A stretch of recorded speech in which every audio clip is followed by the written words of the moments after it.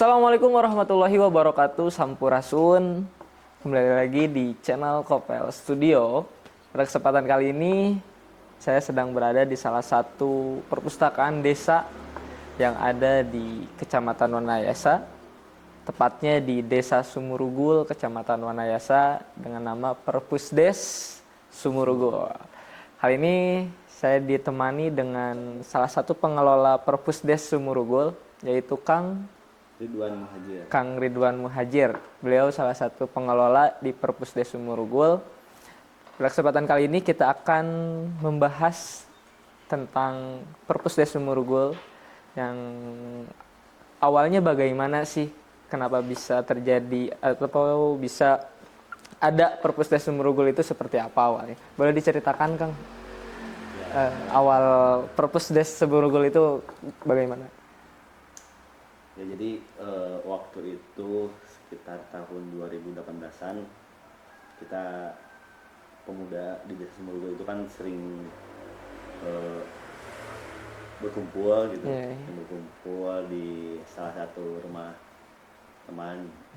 Nah, di sana sering mengadakan diskusi gitu tentang keresahan-keresahan yang ada di sekitar Desa Sumurugul gitu. Nah, dari sana tercetuslah membuat ide untuk membuat perpustakaan. Kemudian berdirilah tahun 2019 tanggal 1 Februari. 1 Februari 2019 ya. Awal mulanya didirikannya Perpusdes Sumurugul itu di 2019, berarti 2019. Sudah 6 tahun ya, Kang ya? 6 tahun. Sudah 6 tahun. Oke, tadi dengan diawali karena keresahan dari pemuda-pemudanya karena melihat situasi hari ini. Minat literasi mungkin ya, dengan ya dampak Covid, kemudian revolusi generasi juga itu berpengaruh terhadap minat literasi hari ini, makanya timbullah ide para pemuda di Desa Sumurugul untuk mendirikan Perpusdes Sumurugul ini. Oke, Kang, apa sih yang menjadi tujuan utamanya didirikannya Perpusdes Sumurugul itu? Sebetulnya tujuannya itu banyak. Tujuannya itu ya bisa dikatakan mulia gitu. Iya, betul. Kebaikan. Ingin membentuk karakter anak, membaca sejak dini. Iya, betul. Membuka potensi masyarakat pemuda, khususnya umumnya masyarakat Desa Sumurugul begitu. Oke, berarti memang diawali dengan niat yang sangat mulia ya. Jadi memang dari teman-teman pemuda juga memang berniatnya untuk ibadah lah dikatakannya, untuk mengangkat desanya, baik itu dari segi anak-anak ataupun pemuda, bahkan masyarakatnya juga gitu kan. Di berbagai kalangan berarti ya? Iya, dari anak-anak sampai lansia pun ada menerima. Oke. Nah, bagaimana sih respon setelah adanya Perpusdes Sumurugul ini, respon masyarakat terhadap wah ada Perpusdes nih baru gitu? Respon masyarakatnya itu gimana, Kang? Untuk respon sih anak-anak kebetulan yang paling antusias. Antusias ya. Karena anak-anak kan pagi sekolah SD, siangnya sekolah madrasah, malamnya ngaji gitu. Nah, di sela-sela itu mungkin mereka suntuk atau apa gitu ya, butuh hiburan atau apa. Iya, nah, betul. kita dirikan inilah jadi tempat belajar kedua, bermain kedua gitu. Iya, setelah di sekolah-sekolah dan di pengajian gitu. Jadi bukan hanya sebagai tempat membaca, tapi tempat bermain juga ya untuk anak-anak khususnya, apalagi dengan fasilitas yang tersedia hari ini. Kalau boleh tahu fasilitas yang sudah ready di sini apa? Untuk fasilitas untuk awal ya. Iya. Fasilitas awal dulu. Boleh. Untuk awal itu kita hanya mempunyai buku itu hanya beberapa ratus gitu ya. Dan juga ruangan pun ini baru ya. Asalnya dulu itu di rumah teman, di rumah ketua. Oh, awalnya di rumah. Oke. Sebelum tanggal 1 Februari itu. Oh, asalnya di rumah. Setelah itu kita koordinasi dengan pihak pemerintah desa, kita minta ruangan yang waktu itu bekas taman kanak-kanak Dulunya dulunya ini itu. Kita ngobrol sama pemerintahan, kita ajuin proposal buat ya minimal dibersihin dulu lah gitu. Setelah itu diberilah izin untuk operasional untuk mendirikan perpustakaan ini. Berarti memang pihak desa juga terlibat ya, Ikut terlibat dan mendukung juga sepenuhnya mungkin ya dari pihak desa, karena memang namanya juga Perpusdes ya, perpustakaan desa. Pasti mau tidak mau ya memang sudah menjadi keharusan dari pemerintah desa untuk mendukung, apalagi kan ini programnya juga untuk masyarakat desanya juga gitu. Apalagi mewadahi kebaikan-kebaikan untuk meningkatkan lah, baik itu dari segi ekonomi, segi pendidikan ataupun yang lainnya.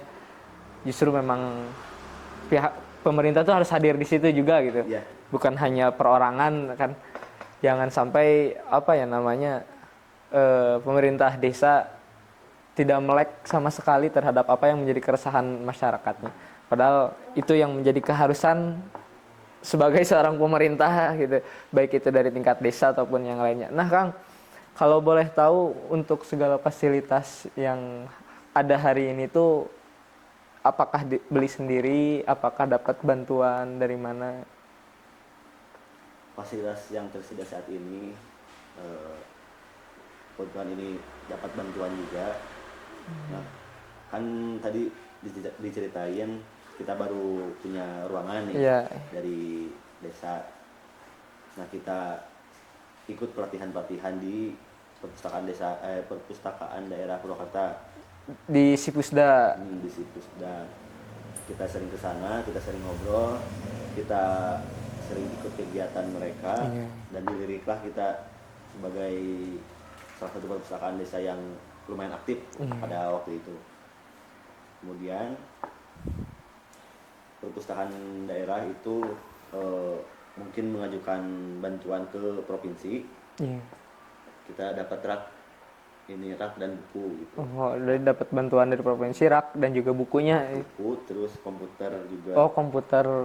Dari perpustakaan provinsi. Provinsi. Kalau dari Perpusda itu waktu itu kita minta rak yang bekasnya. Jadi dikasihlah rak bekas sama buku-buku bekas juga. Oke. Untuk di pusatnya? Belum selesai nih. Baru sampai perpustakaan daerah ya. Provinsi. Nah, setelah itu kita sering makin aktif nih. Kita ikut kegiatan lagi di Perpusda Purwakarta daerah. Kita ikut pelatihan, kita bikin proposal untuk membuat pelatihan di perpustakaan Desa Sumberwuluh. Kita membuat pelatihan sirup pala, kita membuat produk dari minuman pala gitu. Diikutsertakanlah lomba ke tingkat provinsi gitu waktu itu di Karawang waktu itu. Jadi tahun 2023 terpilihlah sebagai desa terbaik dalam implementasi program perpustakaan berbasis inklusi sosial dari Perpustakaan Nasional. Mantap. Tidak lama setelah itu kita dapat bantuan lagi berupa rak, buku, juga komputer dari Perpustakaan Nasional. Perpustakaan Nasional. Okay. Jadi total sekarang itu fasilitas yang ada di Perpustakaan Desa Sumberwuluh itu buku sejumlah 6.000 eksemplar. Fasilitas komputer itu ada 5 komputer, terus smart TV, sama yang baru ada Tugu Baca. Oke. Nah, untuk buku yang tadi 6.000 tuh buku apa aja sih? Bukunya umum sih. Bukunya umum. Ada untuk novel mungkin ya. Bisa. Kayak akademiknya juga ada. Oke. Malahan banyaknya yang ya untuk mahasiswa juga banyak. Oke. Nah, untuk kegiatan-kegiatan yang sering dilakukan di Perpusdes ini biasanya apa sih? Kita memanfaatkan fasilitas juga ya. Kita ingin menjadikan anak-anak Desa Sumberugul itu melek digital, Betul. bisa komputer sejak dini, itu ya lumayan membantu juga untuk masa depan mereka. Betul. Saya juga ngerasain waktu itu sebelum adanya perpustakaan ini, sebelum ada fasilitas komputer ya saya juga gaptek gitu. Bingung ya diajar kemana. Belajar kemana. Nah sekarang mah tinggal enaknya itu masyarakat Desa Sumberugul tinggal datang ke sini, tinggal nikmati fasilitas yang ada di perpustakaan ini. Free Kang itu. Ini 100% free Mantap. untuk masyarakat Desa Sumberugul dan umum. Oke. Tinggal datang aja ke perpustakaan desa sini. Nah, jadi memang untuk masyarakat Desa Sumberugul apabila membutuhkan fasilitas yang memang untuk kebutuhan dari masyarakatnya sendiri bisa langsung datang ke Perpus Desa Sumberugul, dijamin 100% free bebas biaya ya Kang ya. Oh. Oke Kang, biasanya nih dari setiap perjuangan pasti ada yang namanya tantangan gitu kan. Nah, kira-kira apa sih yang menjadi tantangannya gitu, di Perpus Desa Sumberugul ini? Untuk tantangan ini saat ini ya kita gimana buat regenerasi kita gitu, karena kita itu kan umur udah nambah, terus kegiatan kita gak di sini aja gitu. Iya betul. Jadi PR untuk saat ini ya regenerasi itu. Iya benar. Karena mungkin anak-anak yang udah ke jenjang sekolah yang lebih tinggi ya mungkin mereka udah kenal dunia luar gitu. Betul. Jadi Nambah juga kegiatannya ya, betul. Pada akhirnya ya memang agak terkikis ya, dari segi waktu mungkin lebih banyak. Dulunya lebih banyak di perpus, sekarang akhirnya bisa dibagi lagi yang harusnya banyak di perpus akhirnya terbagi lagi dengan kegiatan di sekolahnya ataupun di luarnya. Oke Kang, apa sih ya yang menjadi harapan dari teman-teman ya khususnya pengelola Perpus Des ini untuk kedepannya gitu, untuk Perpus Des Sumberugul? harapan untuk pengelola ya semoga sehat, semoga panjang umur, semoga banyak rezekinya, Amin. terus sabar dan kuat gitu, Konsisten ya. konsisten. Konsisten dalam ya mengelola apa ya, Perpus ini memang agak lumayan Ya, effort banget, ekstra banget dan sebagainya. karena kita juga nggak dibayar ya, nggak ada. Betul itu Ya, sih. gitu. Karena terbentuk atas kesadaran mungkin ya. Jadi itulah yang harus menjadi pondasi awal kita berkegiatan di Perpus ini. Karena ya tadi dikatakan tidak ada gaji per bulannya. Jadi ya benar-benar harus kuat, baik itu dari segi mental, pemikiran, material juga.